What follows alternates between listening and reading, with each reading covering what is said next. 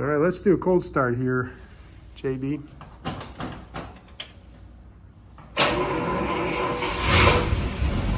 Wow. Nice.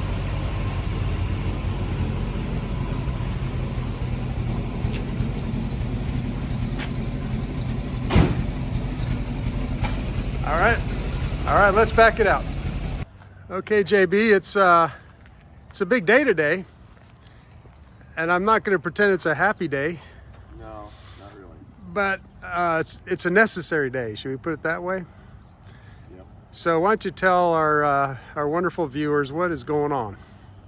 Well, of course, if you check some of our earlier videos on this car, you realize that I spent a number of years trying to find one of these. Mm-hmm. Finally found one. Struggled to get it, struggled to pay for it, struggled to finish it, but here it is. And we decided that it's time to cut down the number of cars that we have to care for. So unfortunately, this is the one we picked. And after I did that, I realized how close I was to this car, and a lot of memories in this car, a lot of friends that, you know, I remember, some of which are not around anymore. So it means a lot more to me than just a car, but and that's true of all the cars. There's always people associated with these cars.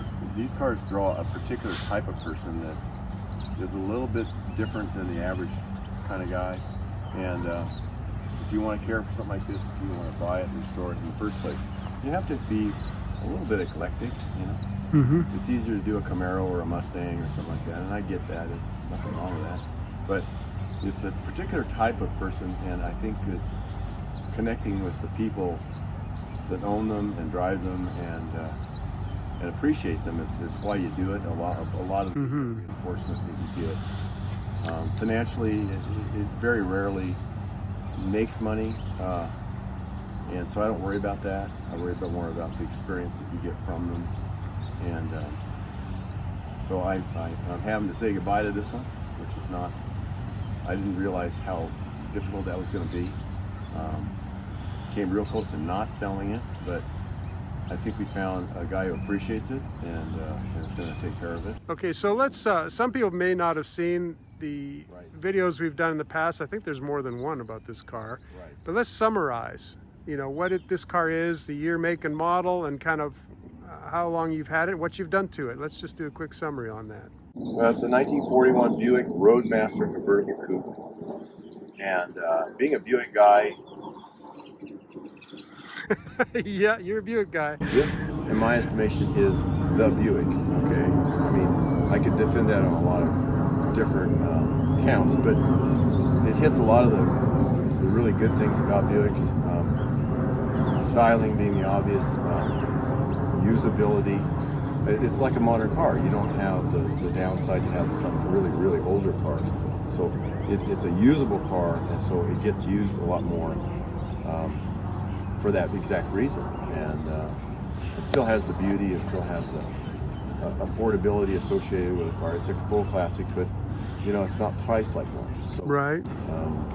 From that point of view, it's a really great car.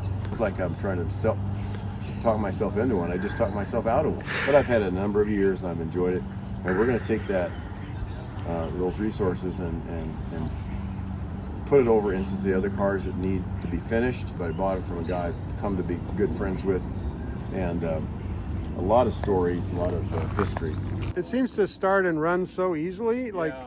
it doesn't seem to have issues, you know? It's in fact just the other day, on Thanksgiving Day, we went around and tried to make some of the others start running. As usual, the Buick is the only one that started and ran. It's just a really beautiful car and reliable. Did you have to make a lot of changes to it from when you got it? Actually, it's one of the very few cars that I bought that was pretty much done. We've only had to do a very little work to get it really nice. It was very unusual from that point of view, because usually I buy them down on their luck, as I like to say, needing a lot of help. And this one we bought really pretty much Pretty close. It seems to me I remember you turning the dash, doing something on the dash. We cleaned up the machine turn dash and did some minor stuff, put a new top on it.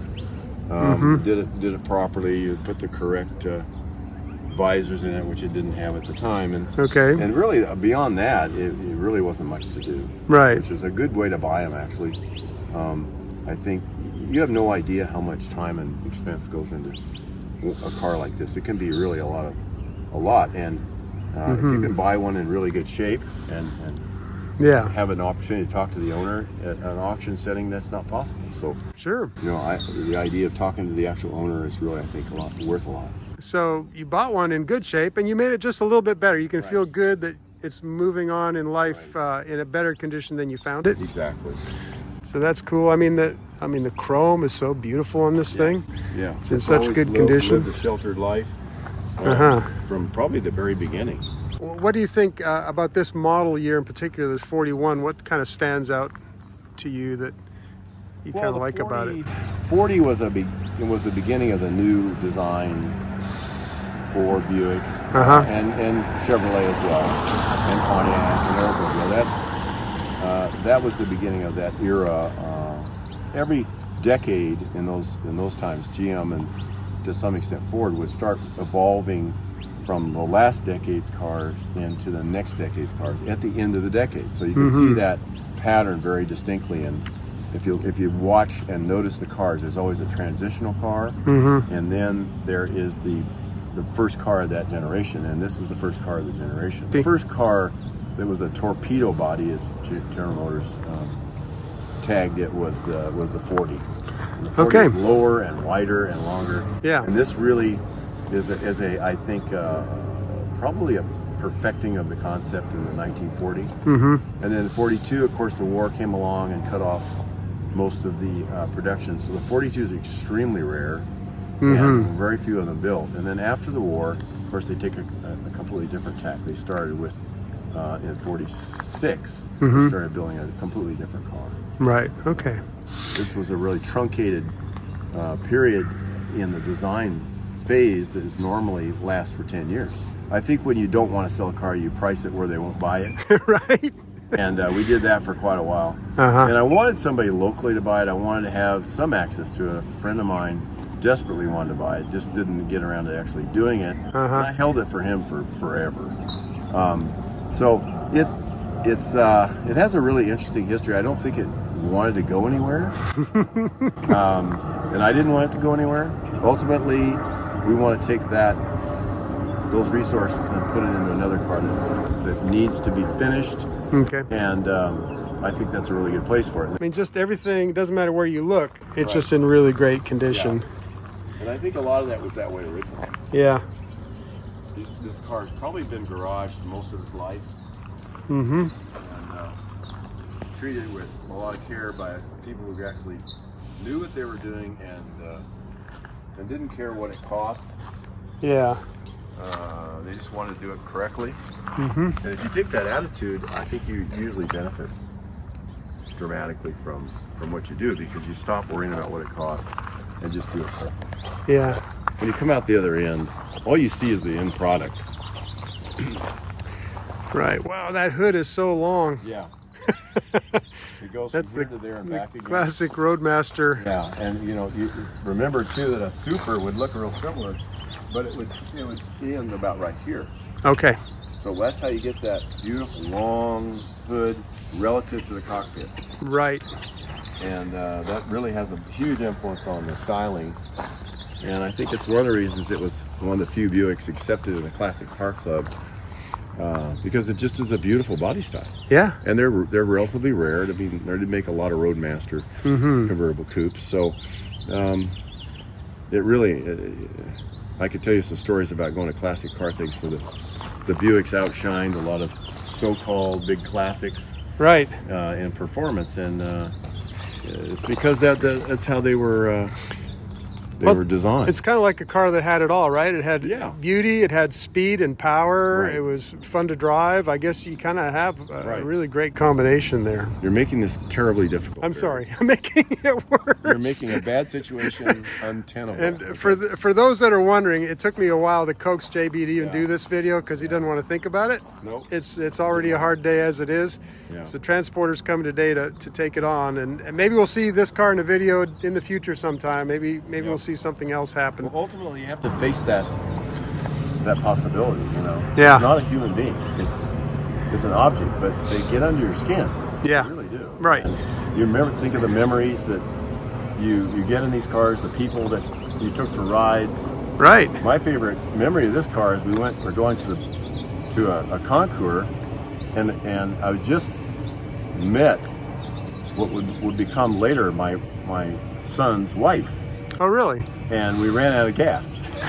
And I was that's watching to see how she handled it, because non-car people don't really understand that. It's well, what do you mean ran out of gas? Yeah, right. It did, and she was so poised Okay. and so at ease with it. Okay. that I thought, you know what, we got the right girl. Yeah, she didn't panic, She didn't right? panic. She was Okay. fine. She just said picked up her phone, called Uber, and Yeah. got everybody out of there. We got some gas and went on our way. Yeah, interesting. That's good. That's a She great jumped memory. over that hurdle and by a wide margin. Yeah. So we were really tickled. Well, that's fantastic. That's a great story to go with it. Yeah. Well, cool. Well, JB, thanks for being willing Yes. to share your heart a little bit on this. Yeah. And we'll look forward to seeing what happens with the next step in car life. We'll Yes. put it that way. Yes, sir. All right, cool. Thank you. You bet.